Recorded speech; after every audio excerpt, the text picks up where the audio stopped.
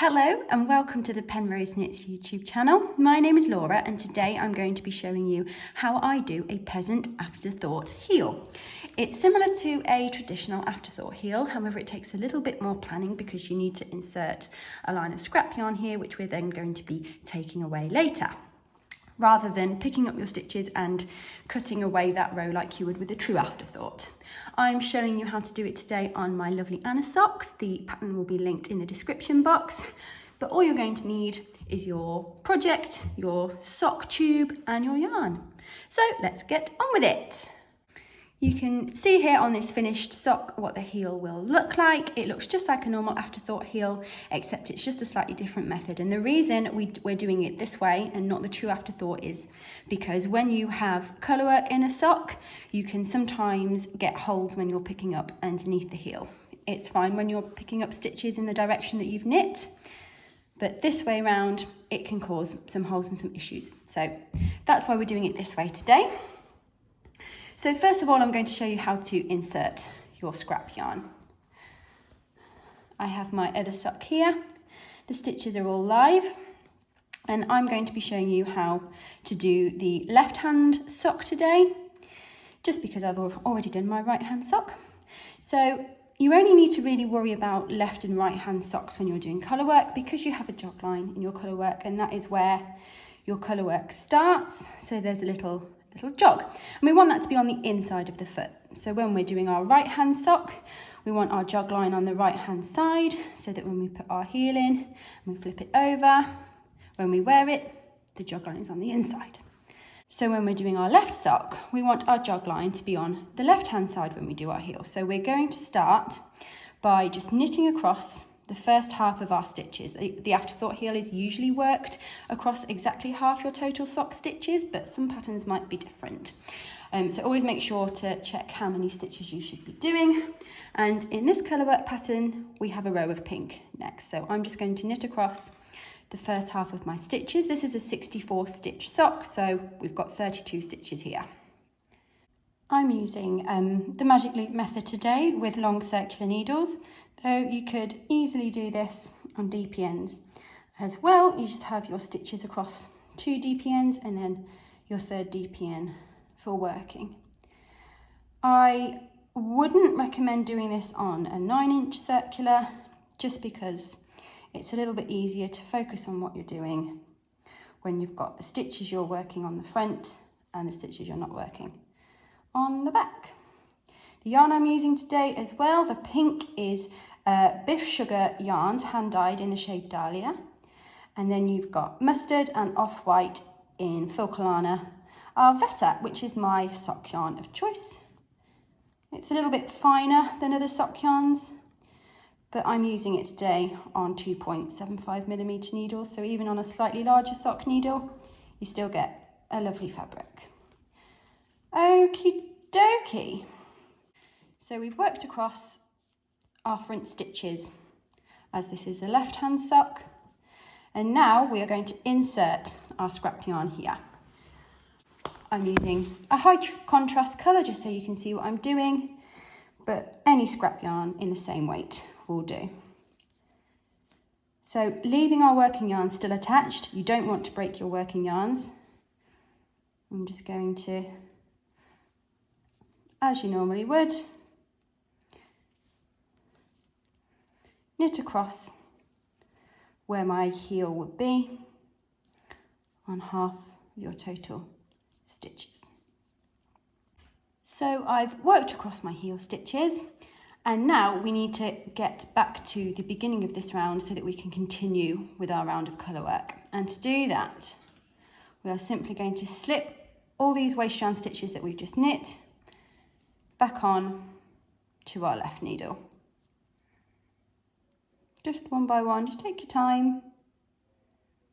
So I've broken my scrap yarn, and you can see it's given us this extra row along this part of our sock. Our needles are now back where they should be, and we can complete the round that we started simply by picking up our working yarn and knitting back across those inserted stitches.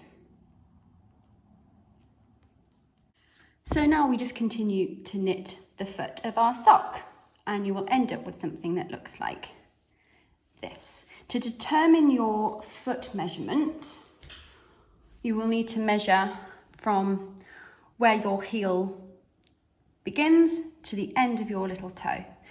There's a diagram for this in the pattern for this sock, or if you're unsure of your foot length, you can always work down to where you think your toe should start, put these stitches on hold, and then come back and work your heel. That way you can try your sock on and make sure you've got that perfect length. Okay, so now I'm going to show you how we work the heel. Because this is a colour work sock, I worked the body of the sock in a 2.75mm needle, but I worked the toe and the cuff in a 2.5mm needle, just because we don't really need this to be on a larger needle, otherwise it would be a little bit gappy, but because of colour work tends to be a tighter gauge, we sized up a needle size for this. So using your needle that you use for your cuff and your toe, we are going to pick up the right hand leg of the stitches below and above this line. This is one of the reasons that peasant heels are sometimes preferred, because it's much easier to see where you've got to pick your stitches up, but picking up the stitches is exactly the same as a true afterthought. So you can see here, this is the first stitch of our scrap yarn. So we are going to pick up the right hand leg of the stitch underneath, which is this stitch here. And then we're going to miss the left leg and pick up the right leg of the stitch next to it. And we're just going to go along, picking up the right hand leg of all the stitches under our afterthought heel row. With this pattern it's quite easy to see because it's a 1x1 colour work, so you know that I'm picking up a pink leg, brown leg, pink leg, etc. So I'm coming to the end now and picking up my final stitches. I've got 32 stitches here. Now we are going to turn our sock round and pick up the stitches on the other side. If you're using DPNs at this point, just grab yourself another DPN. We're going to rotate our sock so the toe is now pointing us and the cuff is away. And seeing as I'm using circular needles, I'm going to pull my needle through and use this needle again to pick up underneath. So because we are now working upside down, we've got kind of half a leg here. We want to make sure we're still picking up the right hand leg. So you find your first V, not this little guy here, your first V, and continue from that point. So picking up the right hand leg. And as we get to the end, you can see again, we've kind of only got half a leg here, but this is our first stitch, so we're going to be picking up that one as well. So you should now have an equal number of stitches on either side, and we're going to rotate our sock one more time. And on circular needles, we're going to pull through so that our stitches are sitting on the wire, just because that will make this bit a little bit easier, but we've got both our needles pointing to the right. So now you can either grab a DPN or use your needles or grab a embroidery needle, and we're going to remove the scrap yarn row. It's really, really simple. And this is the main difference between a true afterthought and a peasant afterthought, because if this was a true afterthought, we'd have to cut one of these stitches because this row would be knit into our sock. But that's the only difference really. And as we remove this row, you'll begin to see our heel open up. So now we have removed our scrap yarn, and you can see that this is where our heel is going to be. Everything is secure, nothing can unravel. So now we just need to knit our heel. Now, one of the slight disadvantages of a peasant heel rather than an afterthought heel is you're left with a much bigger gap here between. And if we were to just knit our heel now, we would have holes either side. There's a few ways you can prevent these holes. You can either just knit your heel and then use some scrap yarn or your tail end to sew those holes closed. But we are going to pick up some extra stitches in this gap that's going to close the hole. So when we are picking up stitches in the gap here, and this also applies to when picking up extra stitches between sleeve and underarm stitches in a sweater, we want to make sure we're not just creating another hole. So where we pick that stitch up is quite important. Because this is a colourwork sock, we've got quite a few options here. So I tend to go for a bar between stitches. You can see I've got a stitch just here, and that bar in between is usually a pretty safe place to go. So yeah, I'm actually going to go for that one first. So I'm going to pick that bar up and pop it on my left hand needle, and we're going to knit it through the back loop. If you knit it through the front loop, you're just kind of creating another opening, whereas if we knit it through the back loop, this stitch will be twisted, which will help to fill that hole. So I'm just going to join my yarn and pull that stitch through.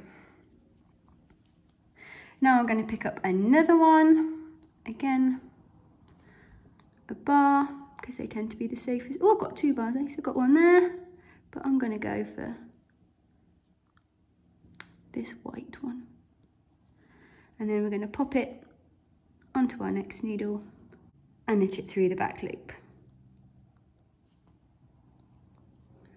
Now at this point, if you give a little tug onto your picked up stitches, you can see that where I'm pulling, we've not got any extra holes here. So this is a good pickup. And then it's also a good idea to knit the next few stitches and just make sure you haven't got any more holes there. If you do have little holes, just go back and find another spot to pick up. So now I'm going to knit across my first heel stitches and see you at the other end. So we're back to the beginning of the round, and we should now have the amount of stitches that we originally cast on for the sock plus 4 extra stitches, because we've picked up 2 on either side. So we're just going to decrease those stitches now. So I always like to knit that first extra stitch just to kind of get it secured, because it's always a little bit loose, that first one. And then I'm just going to knit the next 2 stitches together. So that's one of our extra stitches and the first stitch of our heel. And I'm going to knit all the way to the other side and repeat the process on the back needle. So I've knit across those stitches, I've rotated my sock around, and I'm just going to pull my needle through, and we're going to do the same on this side. I'm going to knit the first stitch and then knit the next 2 together. Easier said than done. There we go. And then we're going to finish this round. So then we're just going to finish this round and then repeat that decrease round again, knitting that first stitch and then knitting the next 2 stitches together on either side of our heel. And then you will have decreased your 4 stitches and you are back to your original stitch count. And from that point, you will knit your heel as the pattern has instructed. In general, the usual way a heel is done in this situation is you will decrease a stitch. You will decrease 2 stitches at either end of your sock, so 4 stitches in total, and then knit around. And then decrease 4 stitches, and then knit around, right until you get down to the number of stitches described in the pattern, and then you close the heel with Kitchener stitch. So you can see here in this finished sock that this is where we picked up our stitches. This is where we picked up extra stitches to fill that hole, and then we have knit our heel. It's worth noting at this point that if you have a high instep or you finish your sock and you find it's too tight across here, you can always rip your heel back to this point and just knit a few extra rows in here, because that's going to add a little bit of length to this part of the sock, which should give you some more wiggle room. Also, always make a habit of weaving my ends in around this spot just to reinforce here. And if you do find yourself with a small hole still, you can just use your end to weave in around here, and that also reinforces this part of the sock, because this is quite you get a lot of stress on this part of the sock, so you want to make sure that's reinforced. So the side where you started knitting, you'll have a tail end which you can weave in around here, and then for the other side I tend to leave a long tail after I've finished closing my heel, and then I'll weave that end down this side of the sock and reinforce this area as well. Just gives your sock a little bit more life. So I hope you enjoyed this tutorial and you found it useful. If you have any questions at all, please don't hesitate to ask me in the comments below. I do also have a tutorial for a true afterthought heel and for closing toes and heels with kitcheners, so I will link those in the description box below as well. Thank you so much for watching, and I'll see you next time.